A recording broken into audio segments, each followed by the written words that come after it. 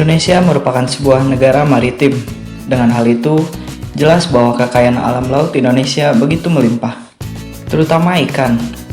Ikan sendiri menjadi salah satu komoditas pangan Indonesia. Tidak hanya digoreng, masyarakat Indonesia mengolah ikan dalam bentuk lain. Salah satunya menjadi ikan asin. Orang-orang Indonesia, utamanya di Pulau Jawa, sudah menggemari ikan asin sejak abad ke-8 Masehi. Menurut salah satu arkeolog Indonesia, Titi Surtinasiti, dalam bukunya yang berjudul Pasar di Jawa Masa Mataram Kuno abad ke-7 sampai abad 9 Masehi, menjelaskan bahwa ikan asin sudah dikenal oleh masyarakat Jawa sekitar 13 abad silam, tepatnya pada zaman Mataram Kuno.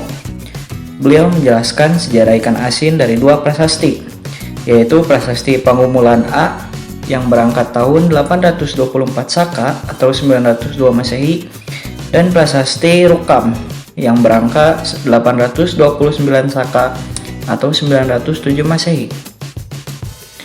Dari kedua prasasti tersebut, istilah ikan asin yang dikeringkan disebut grih atau dendain. Seiring berjalan waktu, orang-orang Jawa kemudian menyebut ikan asin sebagai gereh dan ikan yang dikeringkan sebagai dendeng. Dalam prasasti Rukam, grih atau dendain digunakan sebagai hidangan yang disajikan dalam upacara penetapan sima atau tanah suci. Dari bukti sejarah itu, ikan asin rupanya tak hanya jenis makanan yang dikonsumsi sehari-hari, tetapi juga jadi hidangan yang disajikan dalam upacara-upacara besar.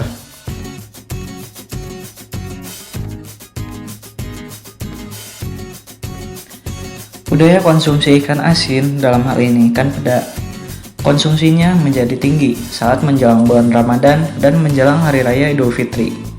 Hal ini disebabkan oleh orang Indonesia yang menganggap peda sebagai sajian istimewa dan wajib ada pada saat perayaan besar, sebagaimana sejarah dan perkembangannya. Di Indonesia, ikan asin sangat digemari, terutama oleh generasi tua. Akan tetapi, dengan kadar garam yang tinggi, apakah aman dikonsumsi oleh penderita hipertensi? Jika aman, berapa banyak yang dianjurkan?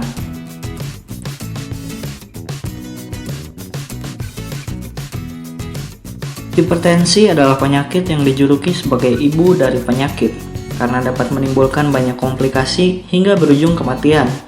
Dengan jumlah penderita yang cukup tinggi, terutama pada usia lanjut, karena berkaitan dengan berkurangnya elastisitas dinding pembuluh darah. Selain itu, salah satu faktor yang menyebabkan tingginya tekanan darah adalah kekentalan darah. Kekentalan darah berbanding lurus dengan peningkatan tekanan darah, sehingga sangat penting untuk memantau asupan garam pada penderita hipertensi. Kadar garam yang dianjurkan untuk dikonsumsi penderita hipertensi adalah sekitar 3 gram per hari. Karena ikan asin peda sangat populer dan banyak digemari, mari kita bahas berapa banyak ikan peda yang boleh dikonsumsi oleh penderita hipertensi. Kadar garam pada ikan asin berkisar antara 5,7% sampai 21,2%. Jika rata-rata berat ikan asin peda adalah sekitar 50 gram, dan kita asumsikan persentase kadar garam pada ikan adalah 15%, berat kandungan garam untuk setiap ekornya adalah 7,5 gram.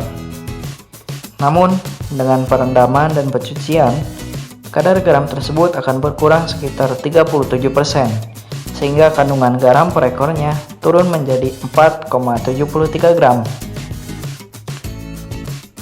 Untuk mengurangi kadar garam pada ikan asin peda, dapat mengikuti langkah-langkah berikut.